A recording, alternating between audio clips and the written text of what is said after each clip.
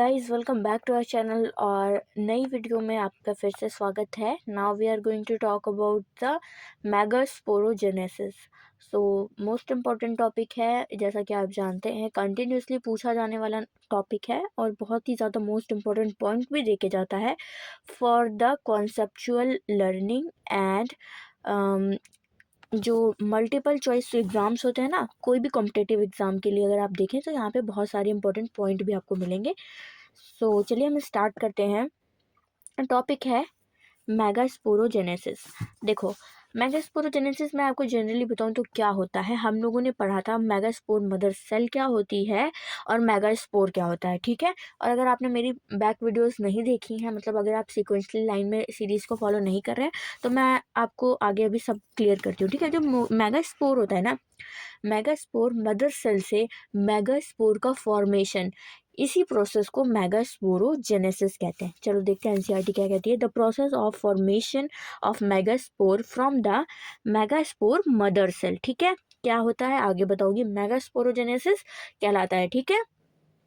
Ovule generally differentiate a single megaspore mother cell in the micropylar region।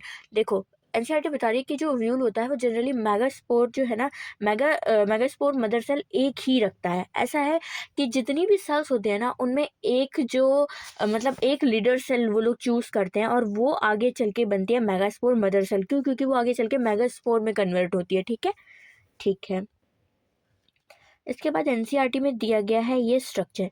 ये structure बहुत ही अच्छा complicated structure है, आप इसको ऐसे नहीं समझ पाएंगे। इसके लिए हम ऐसा करते हैं, ये देखो देखो देखो, ऐसा करते हैं, ये एनसीईआरटी हम अभी पढ़ते हैं। उससे पहले मैं ये लेके आई हूँ ये स्ट्रक्चर, जो कि बहुत ही ज़्यादा सिंपल कर देने वाला है आपकी पूरी लैंग्वेज को, ठीक है।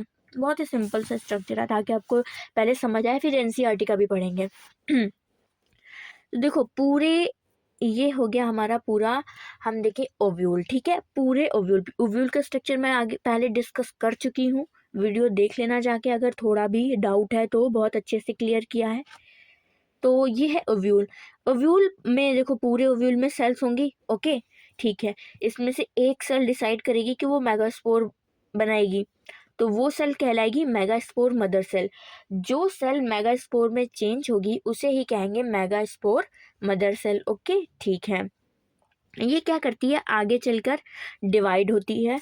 देखो, माइटोटिक डिवीजन करती है, ठीक है, माइटोसिस करती है और बनाती है माइक्रोस्पोर यार्ड, मतलब कि दो माइक्रोस्पोर, मतलब दो में डिवाइड हो जाती है, ठीक है। माइटोसिस कर रही है तो डिवाइड हो ही जाएगी दो में।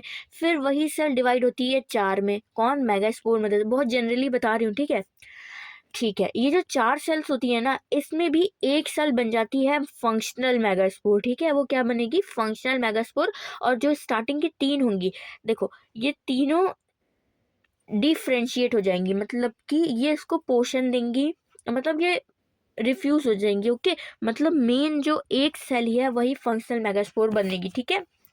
ठीक है, ये जो फंक्शनल मेगास्पोर है ये डिवाइड होगा, ये डिवाइड होके फिर दो सेल बनाएगा, फिर डिवाइड होगा और डिवाइड होगा। देखो ऐसे, यहाँ पे ये डिवाइड हुआ, एक से दो बनी, ठीक है। ये दोनों फिर डिवाइड होंगी, ये दो से चार हुई, ये फिर डिवाइड होंगे, दो से चार, चार से आठ, ठीक है। अब आठ में से क्या होगा, तीन न्यूक्लियस देखेंगे, तीन न्यूक्लियस इधर चले जाएंगे, तीन इसके इधर चले जाएंगे, एक इसका बीच में आ जाएगा, एक इधर से बीच में आ जाएगा, ठीक है। स्ट्रक्चर क्या बन जाएगा, ये स्ट्रक्चर कुछ बन जाएगा, ठीक है, इस टाइप का। ये पूरा हो गया मैच्योर एम्ब्रियो सैक, ठीक है, सॉरी, ये पूरा एम्ब्रियो स्पोर हो गया, ठीक है। एम्ब्रियोस्पोर एम्ब्रियोस्पोर नहीं, सॉरी, ये पूरा मेगास्पोर बन जाएगा, ठीक है। ठीक है, ये पूरा मेगास्पोर स्ट्रक्चर कहलाता है। तो ये ओव्यूल देखोगे। अब हम इसमें थोड़ा सा नाम को डिस्कस करेंगे, अभी हमने नाम नहीं देखे हैं, तो उसके लिए मैं एक और पिक्चर लाई हूँ। इस पिक्चर को थोड़ा देखते हैं, बहुत बड़ी पिक्चर है, ठीक है। ठीक है, देखो, वो सेल जो मेगास्पोर सेल में खुद को चेंज करने के लिए मतलब रेडी करती है, उसे कहते हैं प्राइमरी आर्किस्पोरियल सेल, ओके। कहीं कहीं बताया जाता है, एनसीईआरटी में स्पेशली नहीं दिया हुआ है, बट हाँ, आप याद रखोगे तो मतलब नॉलेजेबल है थोड़ा सा। इसमें से एक होती है प्राइमरी पेराइटल सेल और प्राइमरी स्पोरोजिनस सेल। देखो, जो मेगास्पोर सेल चेंज होती है ना, ये फिर डिवाइड करती हैं। जो मेगास्पोर मदर सेल होती है वो डिवाइड होकर बनाती हैं 4 सेल, ठीक है, जिसे हम लीनियर टेट्राड भी कहते हैं। ये इन टेट्राड में से एक जो होगी वो आगे के लिए मेगास्पोर के जेनेसिस के लिए जाएगी, बाकी जो होंगी वो देखो डीजेनरेट हो जाएंगी, ठीक है। ये रही एक मेन सेल। ये जो फंक्शन, अब इस सेल को क्या कहेंगे, हमने अभी पढ़ा फंक्शनल मेगास्पोर, ठीक है। ठीक है, ये देखो डीजेनरेट हो गई, और ये 2 थी, 2 से 4 हो गई, 4 से 8 हो गई, 8 से 3 सेल वहीं रुक गई। देखो ये 3 इधर ही रुक गए, ये 3 इधर ही रुक गए, और ये जो एक एक थी ये सेंटर में आ गई, और जो सेंटर में आके बनाती है पोलर बॉडी। क्या बनाएंगी, पोलर बॉडी। और यही पोलर बॉडी आगे चलकर बनाती है एंडोस्पर्म। एंडोस्पर्म क्या करता है, एंडोस्पर्म करता है ये न्यूट्रिशन का काम करता है, न्यूट्रिशन देता है किसे, एम्ब्रियो को, ठीक है। एम्ब्रियो कौन बनती है, एग सेल बनती है। एग सेल कहाँ से आएगी, ये 3 सेल जो जुड़ गई थी, ये 3 सेल, इसमें उल्टा बना दिया है, चलो, ये 3 सेल जो बन गई थी, इनमें से जो माइक्रोपाइलर रीजन पे होती हैं, मैंने ये पिक्चर देखी नहीं, थोड़ा सा कंफ्यूजन हो जाएगा। ये देखो ये उल्टा बना है, ये माइक्रोपाइलर एंड है, ये चलाजा एंड है। आपको क्लियर होगा अगर आपने पहली वाली वीडियोस देखी हैं। माइक्रोपाइलर एंड पे जो होती हैं उनमें से देखो 3 3 इधर हो गई थी, जो माइक्रोपाइलर एंड पे होंगी उनकी 2 सेल्स, ये वाली, इन्हें कहेंगे सिनर्जिड, और बीच वाली को कहेंगे एक्सेल। एक्सेल कौन सी सेल होती है, जो आगे चलकर एम्ब्रियो बनाएगी, ओके, ठीक है। और जो चिलाजा पोल की तरफ चली जाती है उन्हें कहते हैं एंटीपोडल सेल, ठीक है, एंटीपोडल सेल। ये रही सिनर्जिड, ये रहा एक्सेल। वक्यूल छोड़ दो आप, ये सेकेंडरी न्यूक्लियस कब बनेगा आगे पढ़ेंगे। ये एंटीपोडल सेल। अब हम पूरे पूरे रेडी हैं उस एनसीईआरटी के स्ट्रक्चर को देखने के लिए और एनसीईआरटी की रीडिंग करने के लिए। चलो देखो, ऑफ द न्यूक्लियस, ठीक है, वो पिछली लाइन थी, वो जुड़ी हुई थी, ठीक है। It is a large cell containing dense cytoplasm. कौन, चलो यहाँ से ये देखते हैं पूरा। हाँ, ovule generally differentiate a single microspore mother cell, ठीक है। माइक्रोपाइलर रीजन, अब हमने पढ़ा था कि माइक्रोपाइलर रीजन पे कौन होती हैं, वो सेल्स वो सेल वो सेल जो कन्वर्ट होती है किसमें, मेगास्पोर में, वो भी माइक्रोपाइल रीजन पर पाई जाएगी, ठीक है। ठीक है, क्योंकि ऊपर वाली तो तीनों डीजेनरेट हो गई थी ना, ठीक है। It is a large cell containing dense cytoplasm, ये यूनिक होती है। इसका फीचर क्या बता दिया गया कि ये, इसमें जो साइटोप्लाज्म होता है वो डेंस होता है, और जो इसका न्यूक्लियस होता है वो कैसा होता है, प्रोमिनेंट न्यूक्लियस होता है, ठीक है। द एमएमसी जो मेगास्पोर मदर सेल है, वो अंडरगोज जाती है मियोटिक डिवीजन में। मियोटिक डिवीजन में कब जाती है, जब ये तीनों, मतलब नहीं, ये 4 जो ऊपर डीजनरेट हो रही थी वो सेल भी बनाती है, तो ये मियोटिक, अभी देखो ना, ये माइटोटिक डिवीजन में भी जाती है, आगे ही एनसीईआरटी में बताया गया है, सो इतना कंफ्यूज नहीं होना। What is the important of MMC undergoing meiosis, meiosis result in the production of 4 मेगापोर्स। मेगापोर्स क्या थे, वो जो टेट्राड बने थे, ओके, स्टार्टिंग में, नीचे वाले जो भी हमने स्ट्रक्चर में पढ़ा था। अब देखो, female gametophyte in a majority of flowering plant, one of the megaspore is functional while the other 3 degenerates, ठीक है। हमने पढ़ा जो एक होता है उसे हम कहते हैं फंक्शनल मेगास्पोर, ऊपर की जो 3 हो गई थी वो डिजेनरेट हो गई थी, ओके, क्लियर, ठीक है। Only the functional megaspore develops into the female gametophyte embryo sac, ठीक है। ये जो फीमेल गैमेटोफाइट इस किससे कहा गया, यही फंक्शनल मैगा में, ओके, ठीक है। This method embryo sac formation from a single megaspore is turned monosporic, ठीक है। डेवलपमेंट, इसे मोनोस्पोरिक डेवलपमेंट कहते हैं, किसे, इस मेथड को, जो एम्ब्रियो सैक का फॉर्मेशन होता है एक सिंगल मेगास्पोर से। अब इसे मोनोस्पोरिक क्यों कहते हैं, क्यों, क्योंकि ये सिंगल, इसमें देखो, इसमें खुद ही कहा गया सिंगल मेगास्पोर, एक मेगास्पोर से बनता है, ठीक है। What will be the polarity of the cell of the nucellus, nucellus और functional megaspore and female gametophyte. देखो इसकी तो एन होगी, और बाकी आप देखोगे किसी भी फ्लावरिंग प्लांट की अगर बात की जाती है, ठीक है, तो जनरली उसके जितने भी पार्ट्स होते हैं, अगर किसी के लीफ की पोलैरिटी पूछे, रूट की पोलैरिटी पूछे, किसी चीज़ की भी पोलैरिटी ज़्यादातर 2n होती है। और मेनली जो उसके जैसे कि जो उसके गैमीट्स होते हैं, गैमीट्स अगर हम बोले वो n में आते हैं, ठीक है, उनकी पोलैरिटी n होती है। ये चीज़ को भी आप थोड़ा सा ध्यान रखना, ठीक है। Let us study about the formation of the embryo sac in detail. चलो देखो, the nucleus of functional megaspore हम लोगों ने पढ़ा था। जो फंक्शनल मेगास्पोर है कौन सा है, जब स्टार्टिंग में जो मेगास्पोर मदर सेल है वो स्टार्टिंग में 4 सेलों में मतलब डिवाइड हो जाती है, और जो नीचे वाली होती है वो फंक्शनल मेगास्पोर होता है, ऊपर वाली तीनों डीजेनरेट हो जाती है, ठीक है। ठीक है, the nucleus of functional megaspore divide mitotically. देखा वर्ड जोड़ा गया, mitotically, sorry guys, mitotically to form two nuclei which move to opposite poles forming the two nuclei embryo sac। ठीक है, जब हमने देखा था कि 1 से 2 बनेंगे, 2 से 4 बनेंगे, 4 से 8 बनेंगे, ठीक है, फिर ये अपने अपने पोल पे चले जाएंगे, ठीक है, इसी चीज को ये कह रहा है, ठीक है। लेटर 8 न्यूक्लियाई, पहले 4, उफ उफ उफ उफ उफ उफ उफ,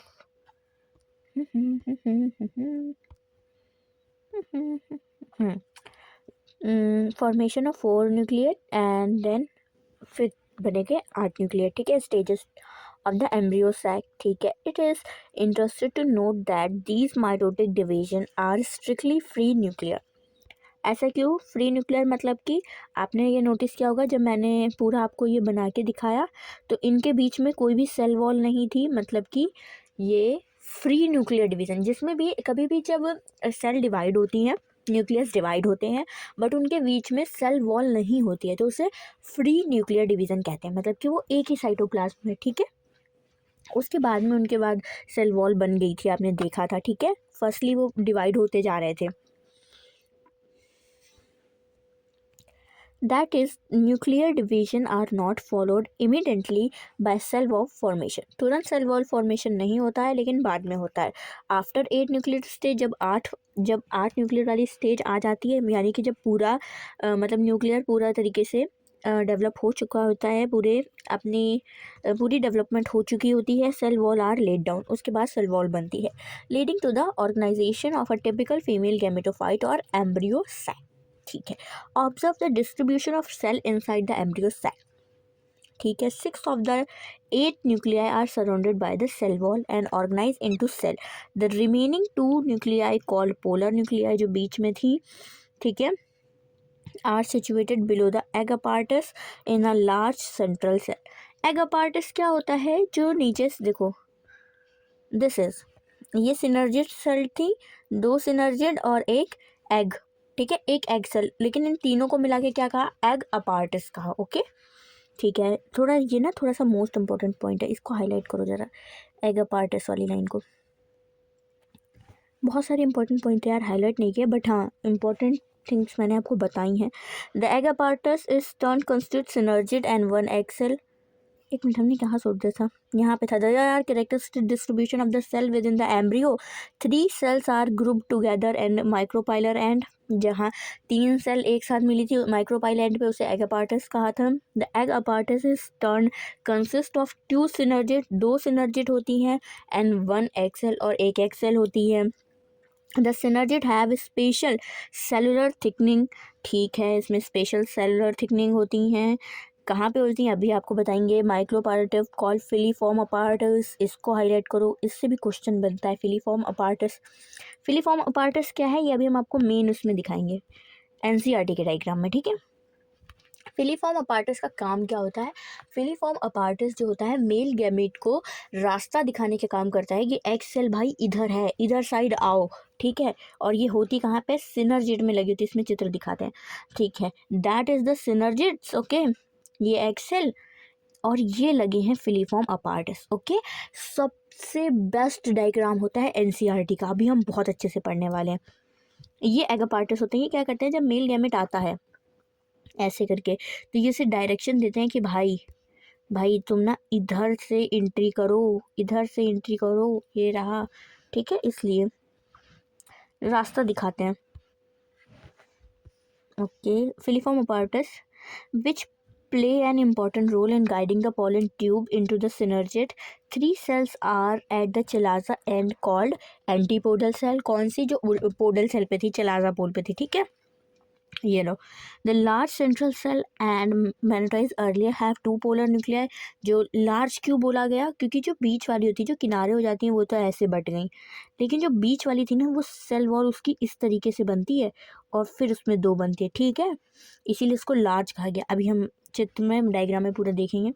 the large cell and as magnetize earlier have two polar nuclei, thus the typical angiosperm embryo sac eight, ये लो, ये सबसे इम्पोर्टेंट, एक न्यूक्लिएट और 7 सेल। कितनी सेल है, सेल 7 है, न्यूक्लियाई 8 है। आगे अभी देखते हैं।